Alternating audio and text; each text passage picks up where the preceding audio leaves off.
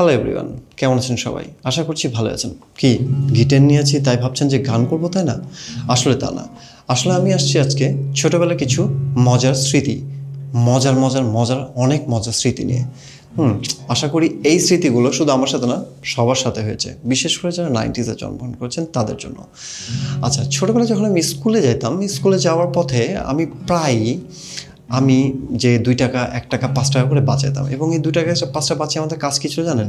কাজ ছিল এই সময়টাতে সেই টাকাগুলোতে একটি করে ক্যাসেট কিনা। তখন ক্যাসেটের দাম ছিল, হিন্দি বা ইংলিশ টাইপের কোনো ক্যাসেট কিনতে হলে আমাদেরকে খরচ করতে হতো 16 টাকা, আর বাংলা গানের প্রাইস বেশি ছিল, 26 টাকা লাগতো, মানে 25 টাকা লাগতো, 25 টাকা। সো আমারও বিশেষ করে আমার একটা ফ্রেন্ডও ছিল, আমার বিশেষ করে একটা অভ্যাস ছিল যে ওই টাকা দিয়ে ক্যাসেট কিনে কী করতাম?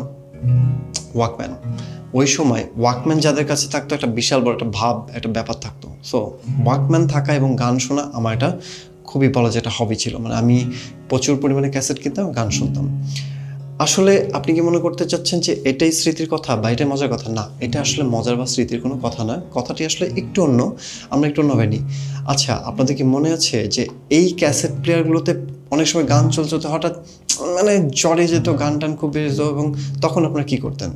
বা মনে হতো যে পরের গানটা শুনি বা আগের গানটা শুনি, তখন একটাই অপশন ছিল, ক্যাসেটটা বের করো, একটা পেন নাও, ক্যাসেটের মধ্যে পেনটা দাও, দেন প্যাচ দিয়ে আবার রিভাইজ করে গানটা শোনো। এটা একটা অপশন ছিল।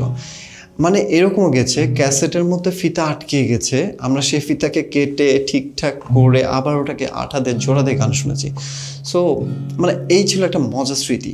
শুধু এই স্মৃতি না, আমি আরও এরকম মজার স্মৃতি নিয়ে আসতে আপনাদের সামনে মাঝে মধ্যেই আসবো।